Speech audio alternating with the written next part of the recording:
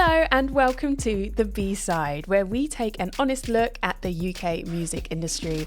I'm Saskia, aka Sassy, and my guests today are both former owners of Leicester's oldest grassroots music venue, The Shed. Elizabeth Carley Leonard, now founder of social media agency Vibes and Visibility, and Tom Carnell, co-founder of music marketing company Dyad Digital. Welcome both. Hello. How are you doing? Hello. So happy to have you here. This is amazing. You're the first people who are going to be on at the same time. So we'll see how it goes. Nice. This is a dream of mine and Tom. So back when we were both like in the throes of The Shed, we would constantly be asked to go on BBC Radio, but they would like tag team us. I think like at one point, one of us was on like every single week, and the producer refused to allow us to go on together because he said it would just be carnage. And we've always wanted to do something like this together because it'll be carnage. So there's the heads up for you. Oh, I'm so excited. I can't wait. So to give some context for the listeners, The Shed is a well-established music venue located in Leicester's cultural quarter. So it was established in 1994 and has been a showcase for the very best local and national underground acts. And it always promotes unsigned up-and-coming artists from all music genres. So let's get straight into it. Before you both became high-flying business owners doing your thing, what were your first jobs in the music industry? Were they at The Shed? Were you doing things before?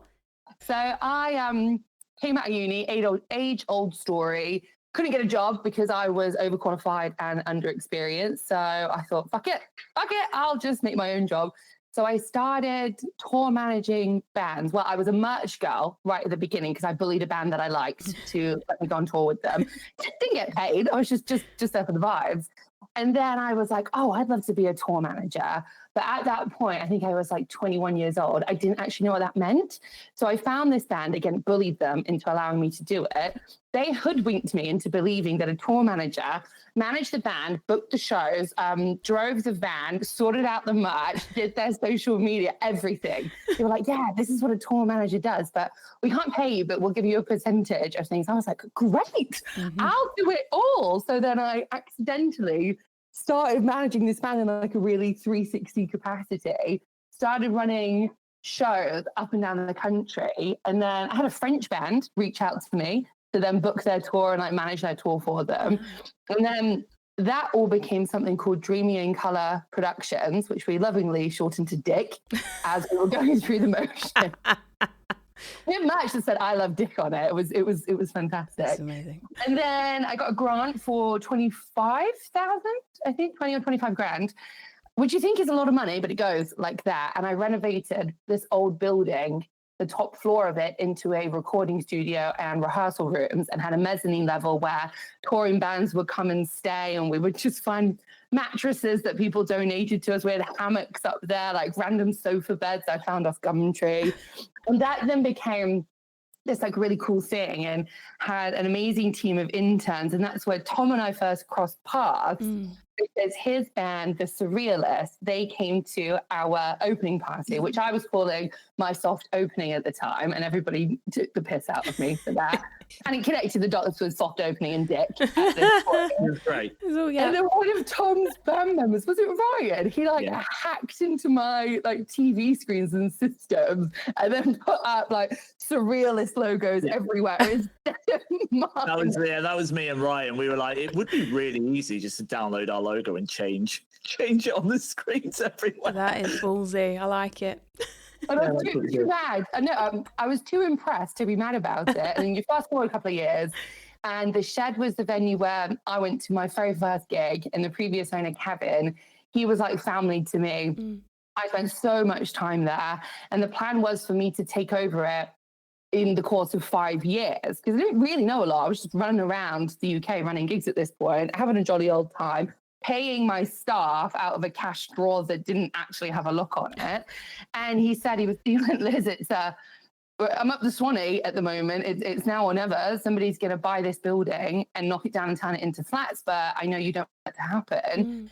So 25-year-old me, I don't know, where are the adults at this point? got very in a tizzy about that and decided to then take over ownership of it, basically. And then we did a massive renovation. We reopened it on April Fool's Day, which I was adamant about because everybody thought it was a joke that I was reopening it and being a venue owner. And we did 3 months worth of work in 6 weeks. We were there like round the clock. Getting everything done. And when we actually opened, half of the electrics weren't safe. Like the back room didn't have a roof. I was up on a ladder with my hair done in a dress, like fixing lights, everything. And then we opened, big sellout, huge success. And then a few months later, Tom, who I have just known from the Surrealists and his other bands, he then comes in and sits me down and says, I basically said, I think I can do a better job than you guys can at booking the gig. I'd never booked a gig in my life, apart from a few at uni. But I was like, I think I could do a better job. So just give me a job. At this point, so... We went to the 2 floors, didn't we? Yeah. You were like, let me take the bottom venue. Exactly. I was like, let me take the bottom venue. I'll take 10% of the bar to start with. Just let me prove that I could do a better job. And Liz was like, okay. And to backtrack, I had been at uni. I was running the Music Society. Even before that, I was playing in bands. I'm a drummer, but I was also singing in a band as well. We did a debut album. That was really cool. And then went on to uni, did all that stuff, was in the Music Society, ran a bunch of, some kind of mediocre shows. And then, that's when I just turned around to Liz. Oh, I'd done a little tour of Europe with my mate in a car as well. That was fun. Yeah, I turned around to Liz and just said, I think I can book your gigs. And then it worked. We started with it downstairs. I was doing that for about half a year. And Liz came up to me and basically just said, Nate, yeah, you were right. You can run these shows better. Do you want a job as the events manager? And I basically took over the gigs for the whole venue. And then I don't even remember what happened, but I ended up going into that and then being a venue manager, and then essentially it got passed on to me, and then I ended up running the venue. So that was a kind of just mad 5 years where that happened. It was crazy. And in between all of that, so it was 2017? 2017. I took over and reopened.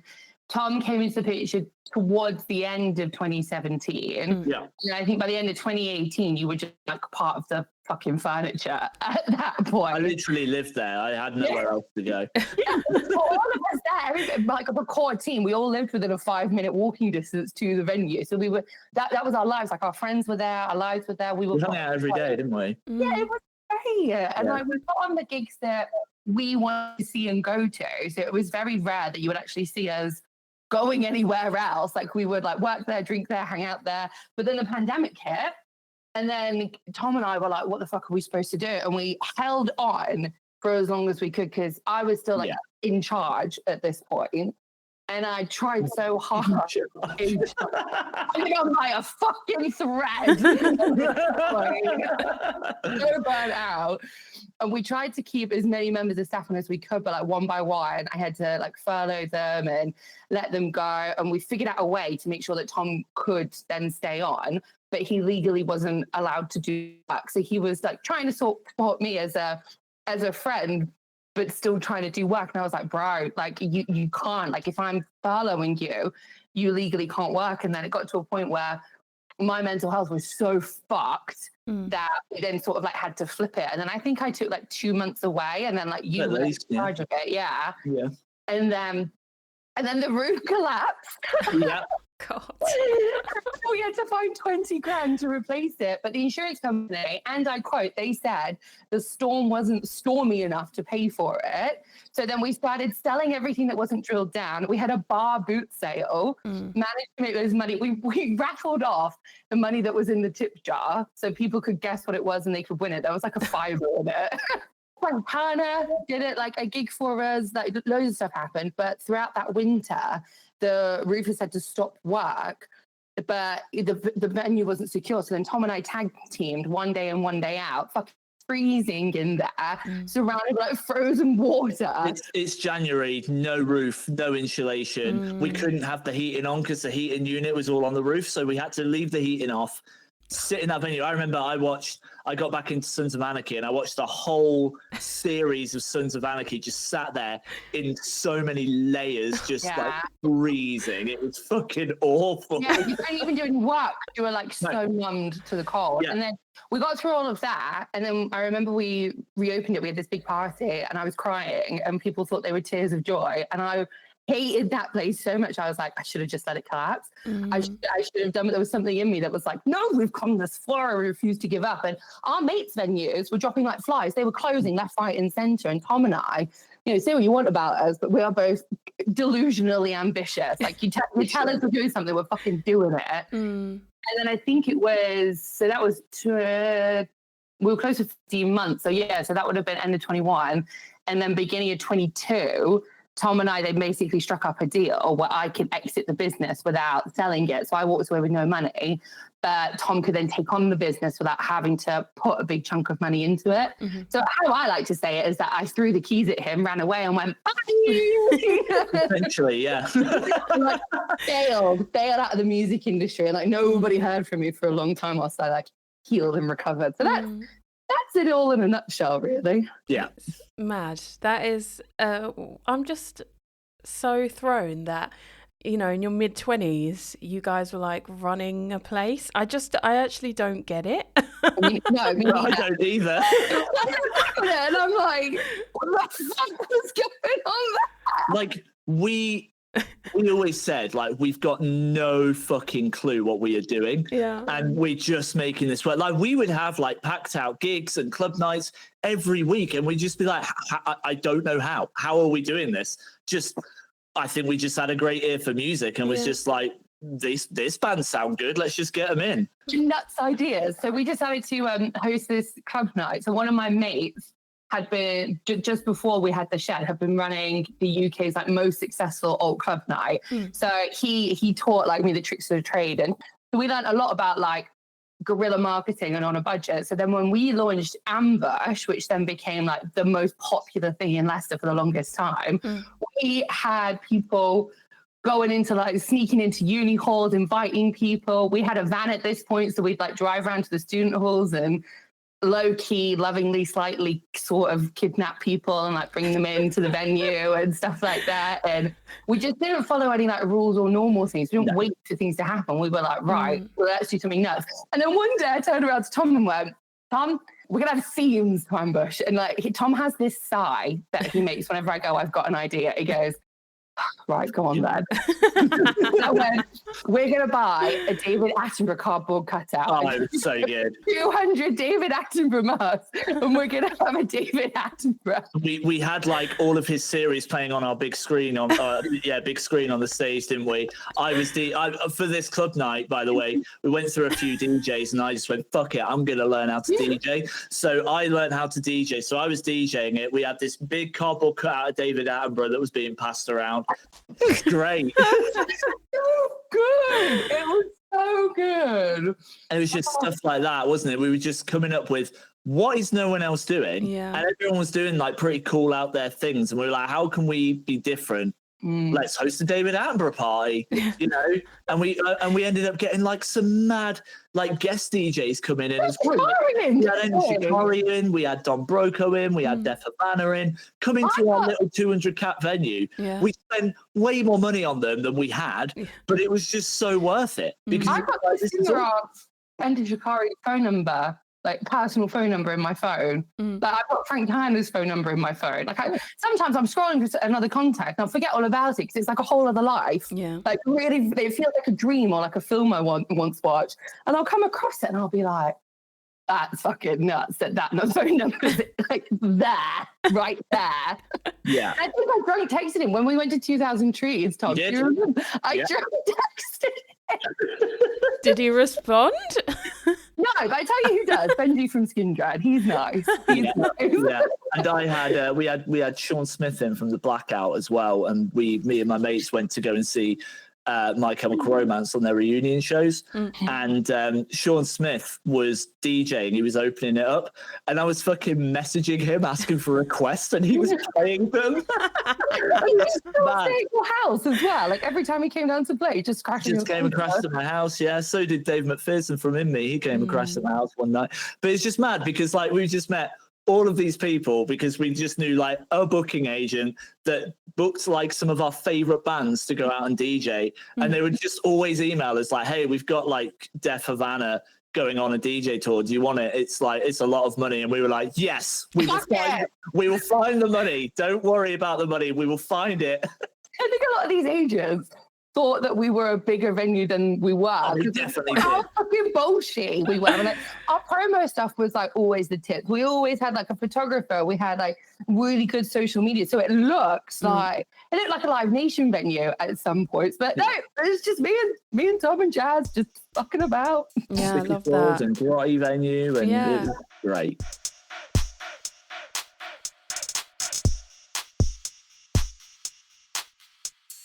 Do you think because of your ages at the time, it kind of gave you that brazenness to be like, let's just try something new? Because you were just kind of not naive, but just not having that cloud of, but what if it doesn't work, you know, and just being like, let's just try something new. I mean, I still have that. I was going to say, I think we did have that, but I think we both learned lessons from it and was like, this is actually a good thing. This is how you should do shit, like 100%. And I think both of us carried that mentality over to what we're doing now. Like, I'm now a tour manager as well. I work with a band called the Mercians, and that started out because they just needed a depth drummer. One of the guys from the band used to come to the Shed all the time, and they just needed a depth drummer for a few shows. So I did that. And in the exact same way that I approached Liz to go to the Shed and it worked, I approached them because I didn't want to play drums for them as like a full-time thing. They got a better drummer than me in now, and he's amazing. And I just said, I want to be a tour manager. Just let me come in and do it. And they were like, yeah, sure. And now they're some of my best mates. So like, the difference was Tom actually knew what a tour manager was at this point. Yes, I was a bit older, so I was a little bit more aware. But yeah, I think both of us have just carried that on now. I think starting young has made it's just worked for us, because then you go, well, fuck it, because we had that stuff before, we didn't have that mental block to go, don't do it, it might not work. And then we did stuff, and most of the time it worked. It was like, cool, actually there's a fairly high success rate if you just follow your gut and just give something a go. And I think we both do that. Yeah, I think there is something to be said about having the right people around you bigging you up, though, because in the pre-Tom days, and I struggle to differentiate them because I have a habit of inserting him into my memories now, and he's like, Liz, I didn't know you wasn't there. Liz, you were 13. And he's like, I've got a photo of me in another country on the day that you're talking about. I was not there. But like before that, like I had a good team and I had good people around me, but it was very transient. Like people would come in, they would kind of get what they wanted from me, and then they would leave again. So I was very much had that. I just need to protect myself, do it by myself. Wasn't really trusting, and a lot of the time I would do these stupid fucking ideas, but all the pressure would be on me, and I didn't have another perspective, so I couldn't see where the fuck ups were going to happen. Then when Tom came in, so it was me, Tom, and Jazz, and like the three of us are still best mates now.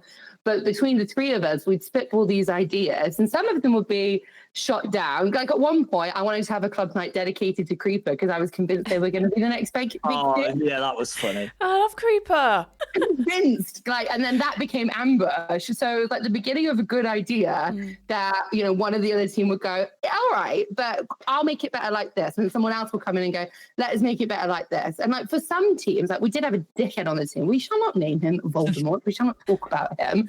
But when I went to him about the David Attenborough thing, he was like, you won't make money, boring logic. Or to Tom about it, he was like, where can we get a cut out immediately? Where can I get sound bites that I can drop into like alt remixes? Oh, it was so good, wasn't it? Yeah. I think that's important. And like with Tom with the Mercians now, you can just see their culture that they have. Like when I go down to some of their shows, they're not dickheads to each other. And like some of the bands that I've worked with, some of them have had like god complexes. Do you know what I mean? Whereas like the Mercians culture, I think yeah, they're sick musicians, but I think that is one of the reasons why they're in this like crazy momentum. Like they're getting so successful right now. And then with B&V now, I've kind of taken that culture with us. So anybody I hire for the team, I don't look at their CVs. I look at like their vibes. I've hired Tom's sister. I was going to say my sister's there now. You're just collecting all the Carnels. Yeah. It's my mum and dad next. Yeah, I don't trust anybody else.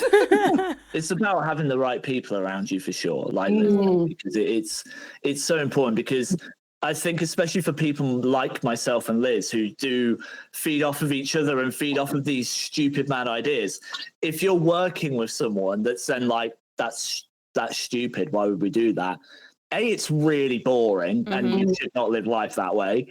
And B, it restricts you. It's really restricting. Like, you know, your confidence knocks too. So then the next time you have an idea, you don't want to talk about it because someone's going to shoot it down and tell you that you're stupid. And that could be the idea that breaks through everything, but you keep it inside. Yeah. And a pure example of that now is in the Mercians. So last year in November, we did a show at the Main O2 Academy in Leicester.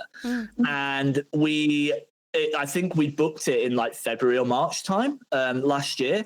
And it was very much like, what the fuck are we doing? Like, we don't have enough fans to fill a 1,500 cap venue.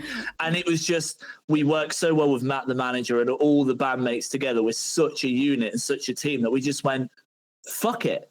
We're going to do it. And we made like a documentary behind it. We made like, we kept updating people with how many tickets we had left. We ended up on a tour with Jess Glynn, which was fucking mad. And in the end, come November, we sold it out. And it just shows that if you just apply ridiculous logic into things and just come up with ideas and go, how can we actually make that work? That's what it's all about with anything, with anything in life or any business you're running. It's just better to not be boring and just to go for things. And if it doesn't work, who fucking cares? Just see that delusional confidence. It's the Shep Gordon. Fuck, I've not thought about him in ages. Tom, Shep Gordon obsession. It's like the OG rock and roll music manager. So to this day, he's still Alice Cooper's manager. But way back when, so he's got a book called Supermensch. Anyone listening, read it, especially if you're in the music industry. It like changed the game for me. It's phenomenal. And it basically tells this story that when he was trying to bring Alice Cooper over to the UK, nobody knew who he was. You know, the BBC at that time, the Brits being Brits, they hated everything about Alice Cooper. So he booked this massive venue which had thousands and thousands of seats. And I think a few days before, he only sold like 50 tickets or something like that. So what he did was he decided to make people believe that Alice Cooper was a bigger deal than he was. And he got a big ass billboard with that photo of Alice Cooper, you know, with like the snake, the fucking anaconda across him. Paid a driver with the billboard on the back of the truck to break down in the middle of Piccadilly at rush hour and refused to move for like anything, or the police, nothing. So then everyone's in uproar about it. The fucking BBC are covering it, saying, isn't this disgusting? Isn't it awful? Like going into all the things that they were scared that they were going to say about Alice that would be negative. Shep was like, nah, fuck it. Let's flip the script. Let's turn this into our identity. Sold out the fucking show, didn't they? So Alice Cooper went from being an absolute nobody to then being on this trajectory that we now know in a matter of a few days, because Shep Gordon was delusionally confident and went, it'll work. Yeah, it's gotta work. And I love that. And I remember reading that, and I think that is what sparked a lot of the stupid fucking ideas at the venue. Because I was like, if Shep can do it, I can do it. Like, what? Like it's hard? What would Shep do? What would Shep do? Yeah. Shep do. Get that as a tattoo. That's so funny. So, I mean, you've spoken about the kind of years of the ups and downs of running the shed. What was the kind of day-to-day of being a venue runner? Chaos. Get pissed. Go fucked up. It was right, and this is probably not typical, or it might be, of running a venue. Nothing about us is typical.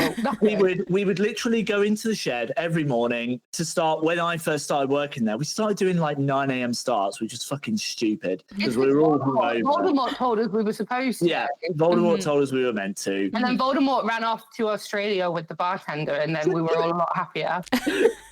So we started at 9 a.m.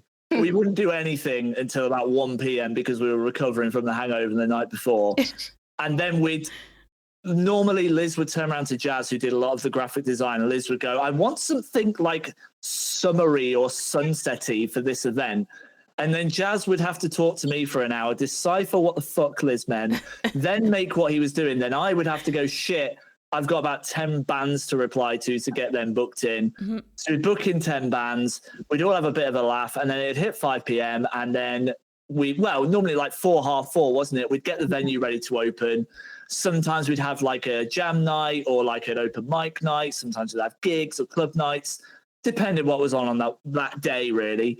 Get the venue set up and open up to the public and start drinking. that was 6 days a week. So when I first opened it, we were open 7 days a week, and I think I made it 2 months. And I was like, I've got to scale back. I physically can't do this because I was there every single day. And then, we went down to 6, didn't we? Monday through Saturday, and we had club nights on. By the time Tom was then part of the furniture, we had club nights on twice a week, so Tuesdays and Saturdays. We had an open mic. We had an open mic night. Oh my God, let me tell you about karaoke. So we started doing karaoke on Fridays. So good. This is my legacy, alternative karaoke. Anybody who's legit, it's still going now. It's still there now. Anybody who's listening to this, this is my fucking legacy. Right. So it was Friday night. It was a cold, wintry Friday night. And we just it was one of those days where like one band pulled out, then another one was stuck in traffic. And it was like this domino effect of we've not got anything on a Friday night. And Friday nights and Saturday nights was when we made the money to be able to fuel what were essentially passion projects during the week and like pay everybody's wages. But our Fridays were always a little bit cursed, weren't they? We'd always try these different nights, and you'd launch, and then the first few weeks would work really well, and then it would like die off every time. And it was just Friday nights were weird. Like really struggled with it. And so I was thinking, right, what isn't going to cost us any money? What is something that I would like to do anyway? Because whenever I was left in charge of a night, that was the modus operandi. I was like, I've got to be here. I might as well fucking enjoy it. You would never see me running a metal gig, basically. Never. And I was like, okay, I love karaoke. I've always wanted to like go to a dive bar karaoke, not like a boring pub one, but like in America, in the movies where you can like sing fun songs when you're on stage, but like nothing, I've not seen anything like that exist.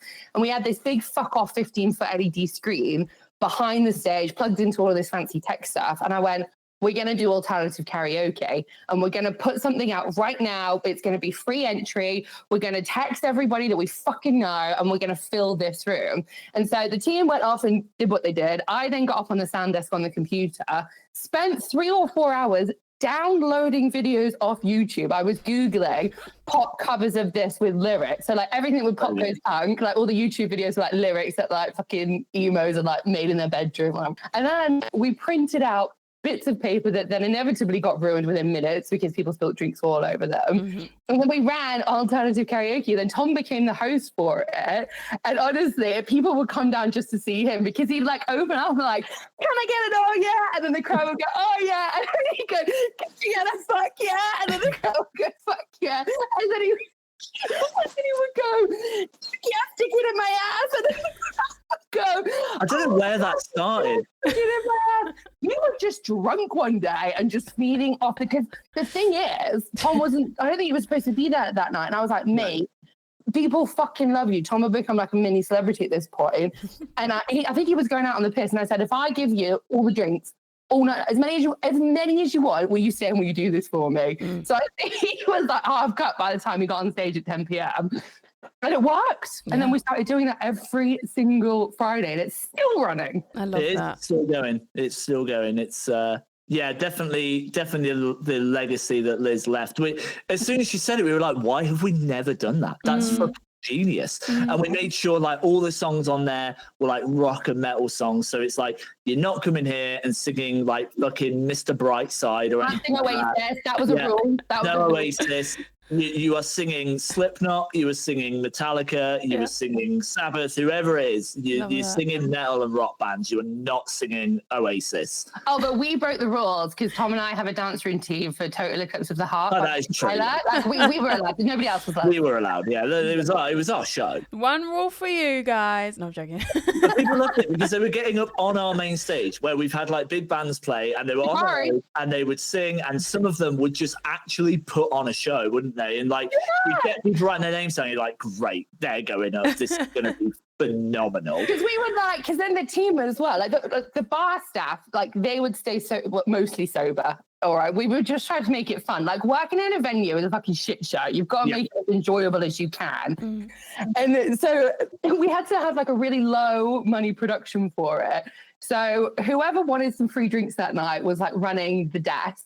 And they would do like the lights and like the fucking big haze machines and all of that. And we had this iPad that you could like manage the strobe lights on. So whoever it was just wandering around like strobes. And then everyone would like be passing the iPad around like, I want to go on the strobes. That's so funny. That's hilarious. It was just like hanging out with your mates. Like the glory days was just a big party with your mates. And it was like the pandemic fucked up everything basically. It made it all very serious. Yeah, and even when I ended up taking it over, we were in that kind of period where we had the cost of living crisis, all the energy bills were skyrocketing, and all of a sudden it was just this isn't fun anymore. And like Liz said, running a venue, and hats off to fucking everyone out there that's doing it still, because it is the hardest thing I've ever done in my life. And without having that joy, spark, fun there, you were just not going to do it. And as soon as that left me, I saw it leave Liz.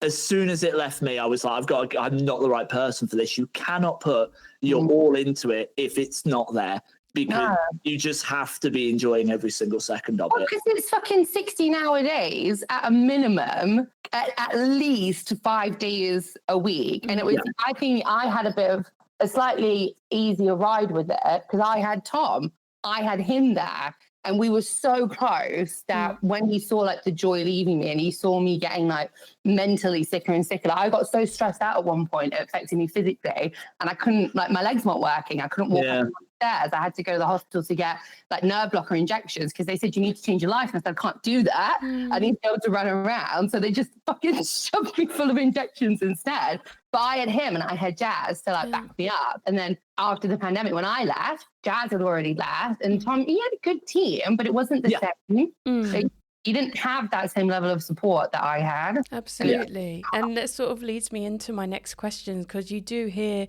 stories all the time, as you say, about grassroots venues shutting down across the UK due to lack of funding, rising costs and everything.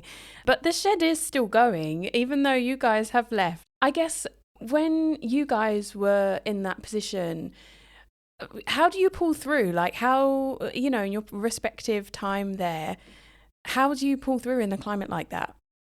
Therapy, and very good friends, like support, like we keep saying, supporting each other massively through the hard times is that's I think that was the crucial point, really, is that we were best mates running a venue and we just had each other's backs, like no matter what. Like I knew I wasn't ready to take over a venue, but I knew I wasn't ready to see that venue just go.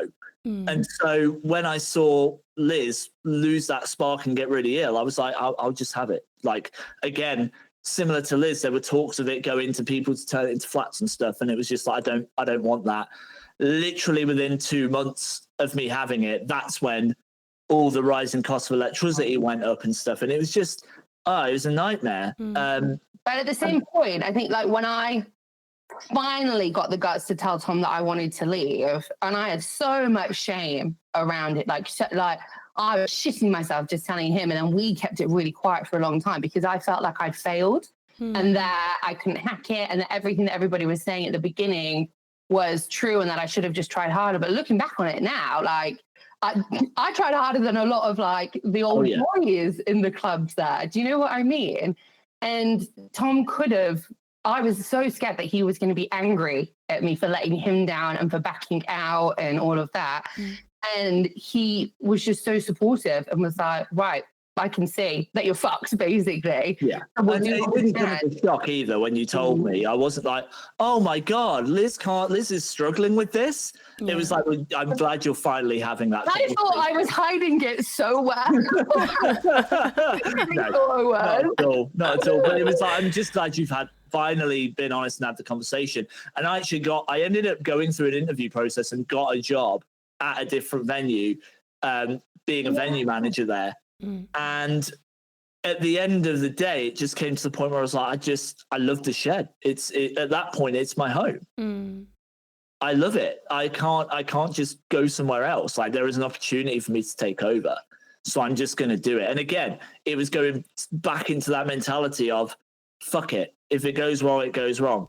And it did go wrong. There were some things within my control. There were some things that were absolutely not in my control at all. And it's just how we learn, you know. We pick ourselves back up. I actually ended up quitting drinking. I'm 2 years sober now because that's amazing. Because we had such I relied on drinks so much when I was doing that on my own. And I wasn't fully on my own. I did have a little team around me for sure. I'm not saying, and they were amazing, but I hid a lot of stuff from them because just like Liz, I felt a lot of shame over it and was like, oh my God, I'm not coping well with this. I thought I was ready to do this and I absolutely wasn't. I should have listened to my gut. So didn't really tell anyone. The only way I could cope was just by like drinking a lot of drink. Yeah. And it got to the point where Jazz, who we were talking about, he got married and we went over to Cornwall for a week for his wedding. And it gave me a break from the shed. And I went away for that week and I was like, fuck, this is amazing. Oh my God. I've left it to a couple of others just for a week while I'm away. This is insane. And then just like Liz, I had to take a couple of months off after that because I was like, I'm not well. I've got to get myself better. And that's when I went, I need to stop drinking. The drinking thing is a massive problem here. And it's why I'm not able to do it. And you know what? As soon as I stop drinking, when you're faced with it, the love is just gone because it's like no longer are my best friends here. No longer do I have the ability to just go and get pissed here. There's nothing for me. So it does get to a point where it's like when you know that you're done. And it's important to recognize that and have that ability to self-reflect on it for sure. Because if you don't, I had to go to the doctors at some point about because I had like all these pains down my side. And they were the ones that, as you said to me, like, if you keep drinking, you could be dead within like 5 years. And I was like, fuck. Yeah. So honestly, if you just keep going and just keep using different things, whatever the coping mechanism is, to try and hide that you're actually feeling done, who knows where you're going to end up. So it's about having the right people around you. And it's also about having that self-awareness to go, I'm done with this now. This is it. Yeah. And being able to have the strength for it as well. Like when I had the venue, the music venue trust, who were just absolute babes, they did a round of funded mental health first aider training for venue owners to not only manage the musicians that came in, but their own mental health and their teams as well.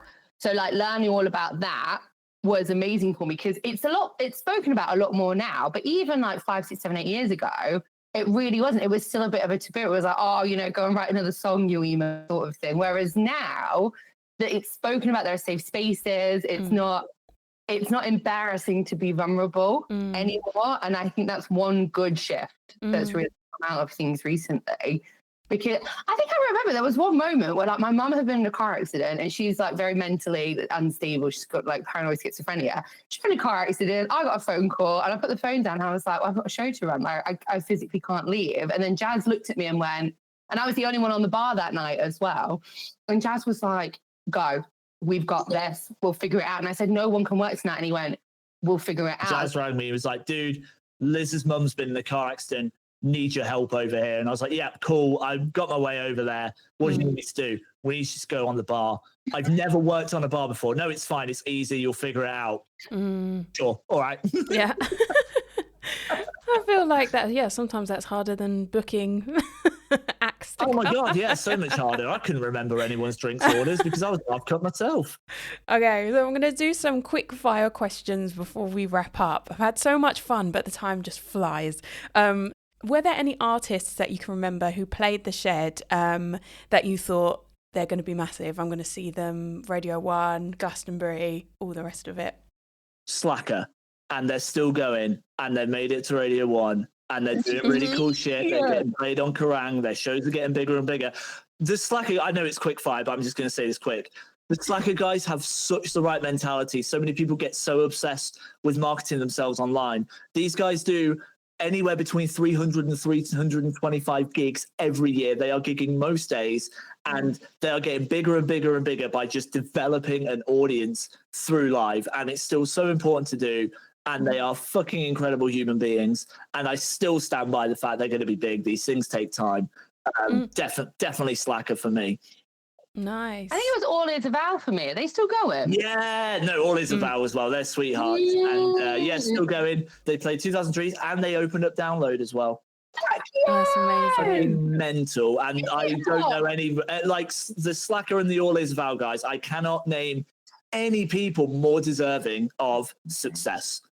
It's so cool that I get goosebumps when I think about this, because even though I'm so far removed from the music industry now, from time to time, James, my loving partner, he, we'll be talking about stuff, and I'll say something off the cuff, and he'll just look me dead in the eye, and he'll go, "You do realise that you gave that person an opportunity, and whilst you're not integral in it, they might not be where they are now if you hadn't taken a punt on them, if you hadn't replied to that email."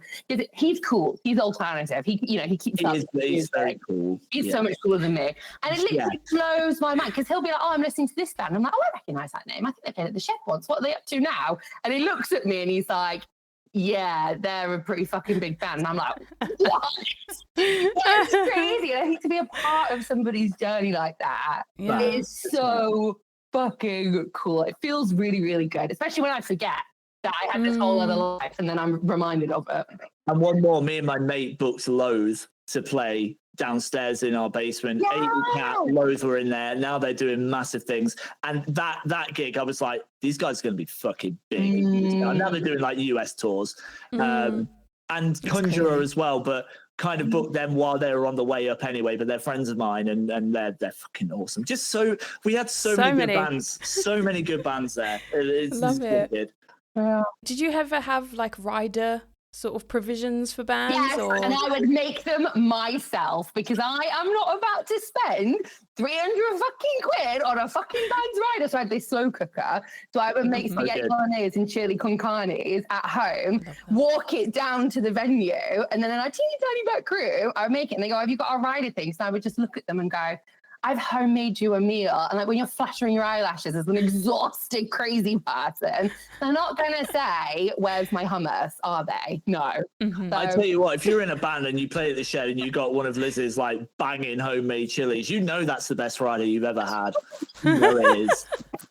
Did you ever get any requests that were like, "Come on, what the hell is this?" yeah, there was one band. Who fucking was it? I think it was Sonic Boom 6.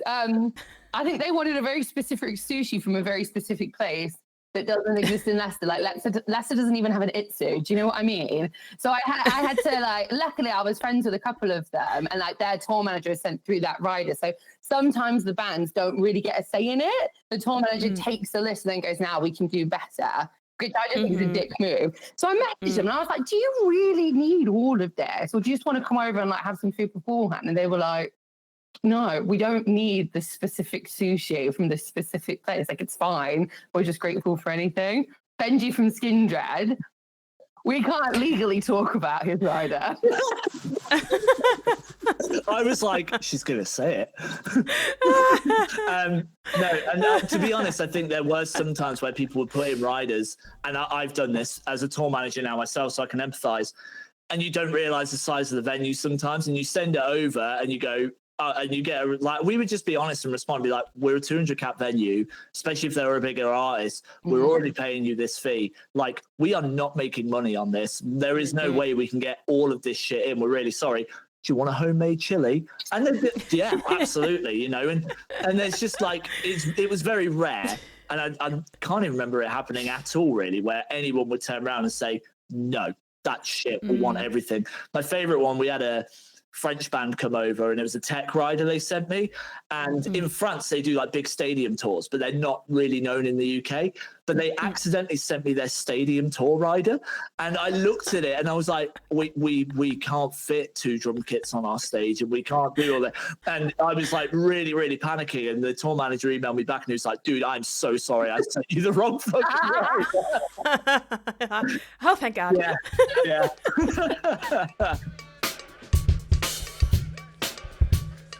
If you had any advice to listeners who wanted to get into, say, booking artists or running their own event or even running a venue, what would that be? Go to your local venues. And I had to do this. Liz was the last one that said yes to me.